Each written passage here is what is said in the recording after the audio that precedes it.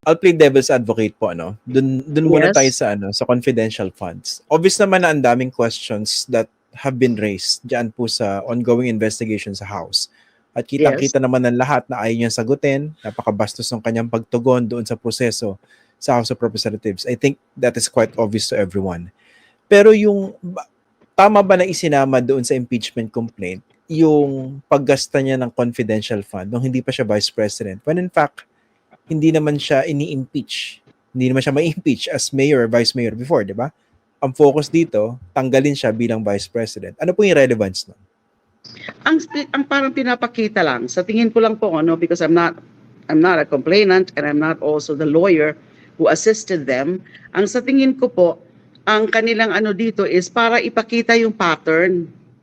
Nung mayor pa lang siya, nandyan na, nakikita na yung kanyang proclivities, yung kanyang mga tendencies to abuse power and also to engage in corruption.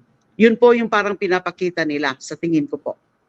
Okay. So kung sakaling ilitigate siya pagdating doon sa Senado, gagamitin siya to establish a pattern. Pero dito kasi mukhang nilalatag siya bilang an article of impeachment. O linagay nga po nila as an article. And that could be the explanation for that. Na, ngayon, second highest official of the land na siya, Vice President. Pero kung titingnan natin yung mayor siya, meron na rin siyang mga ganon na mga ginagawa na pwede rin sigurong i-consider.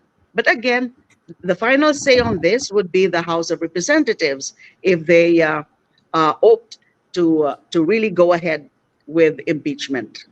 Dito naman po sa confidential fund kasi may proseso yan, di ba? May Memorandum Circular 2015, tapos meron dapat responsibilidad yung COA, pati yung Special Disbursing Officer at saka yung Head of Agency, in this case, the Vice President, both for the OVP at saka sa DepEd. Pero kasi hindi pa po tapos yung proseso dyan po sa House. So, gaano ba katibay itong ground na ito to constitute one of the articles of impeachment, itong confidential fund? Ang tiningnan ho dyan ng Coalition of Complainants is that yung mga naging disclosures na, yung mga sinabi din ng COA dun sa mga naging hearing, dun sa budget hearings, and then dun sa hearing ng Committee on Good Government and Public Accountability, which is on record because may TSNs naman. Yes, hindi pa tapos, pero maganda nga yan na pwede pang may mapagkunan mismo yung committee dun sa mga further disclosures na mangyayari dun sa ongoing hearings na yan.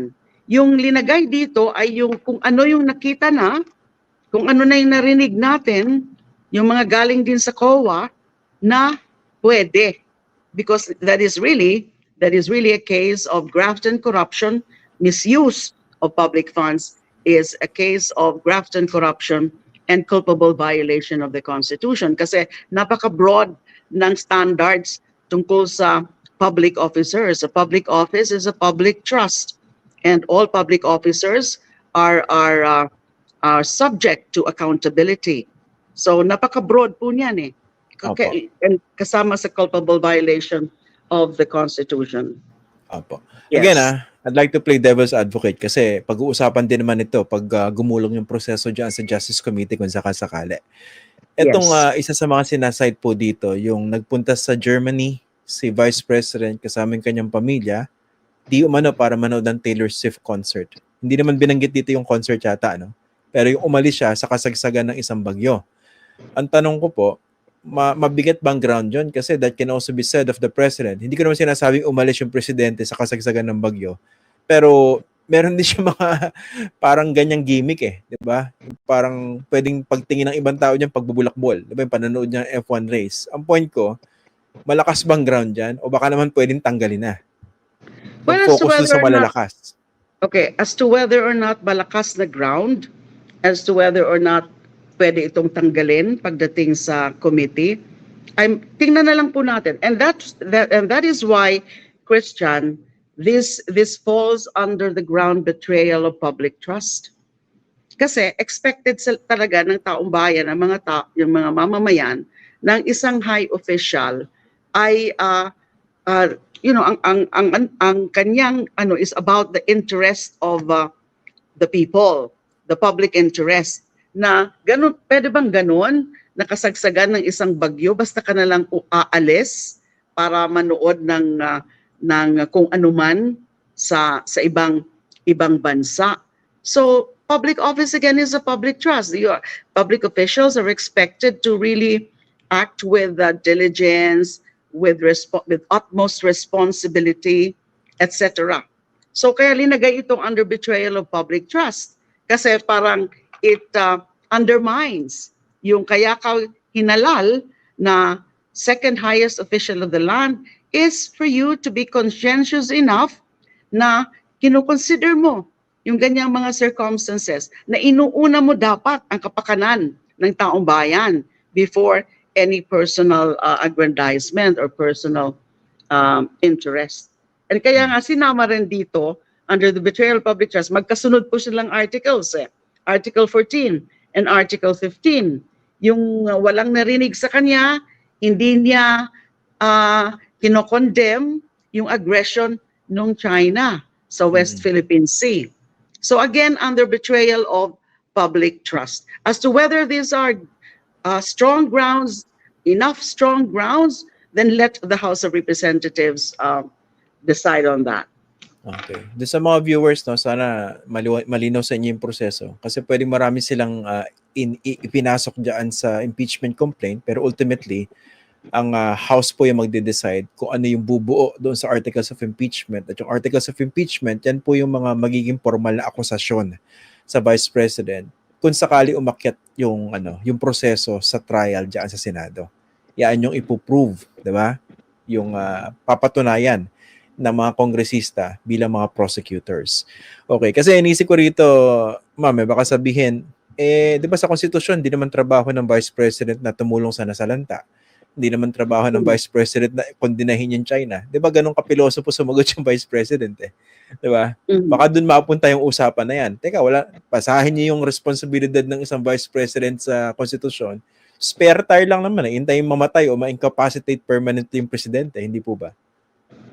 Well, ang is that yung ang pananaw ng mga tao and the coalition of complainants think and feel that they represent sentiments of many people. Na ganun nga, na nakakadismaya na merong ganon na mga pagkakataon na imbes na ipakita na ang priority ay dapat yung kapakanan ng bansa ay iba yung mga inaatupag. And this is not also the first time na kasi di ho ba meron siyang there was a time na she's supposed to have been invited to a hearing, and then nung nangyari ay nandun pala siya sa Camarines Norte sa isang beach ba yon? So yeah. Mga ganon, yung mga ganong conduct na nagpapakita ng lack of sensitivity to the concerns of most people. Okay. Puntahan natin yung mukhang tingin ko lang po sa pagtingin ko. Mukhang mas seryoso definitely, yung bank accounts.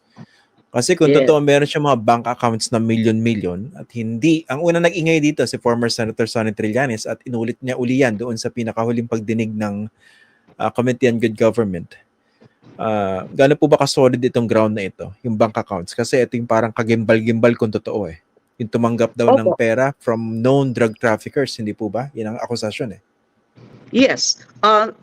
Former Senator Trillanes assured, di ba yung sinasabi niya yan sa hearings din, na sigurado siya dun sa mga accounts na yan, bank accounts. In fact, I remember during that Quadcom hearing na nandun din po ako, na halos nagkagulo nga, kasi nga parang ibabato ni former President Duterte yung mikropono kay Senator Trillanes kasi nag-aano sila, di ba, na si former President Duterte, ang ano niya is that sasampalin kita kung if I prove na wala talaga yung mga bank accounts na yan. Ang sabi ni former Senator Trillanes, sasampalin din kita kung ma-prove ko because I'm sure of that. Yung gano'n ng ni Senator Trillanes. And then this is also based on his complaint na sinampa ni Senator Trillanes. So Ombudsman that before. should be, yes, sa ombudsman before. And sa AMLAC, titingnan natin yung ma-validate po lahat yan. And so far, Senator Sonny Trillanes is concerned, ay sigurado siya dun sa ganung aligasyon na meron talagang ganitong mga bank deposits.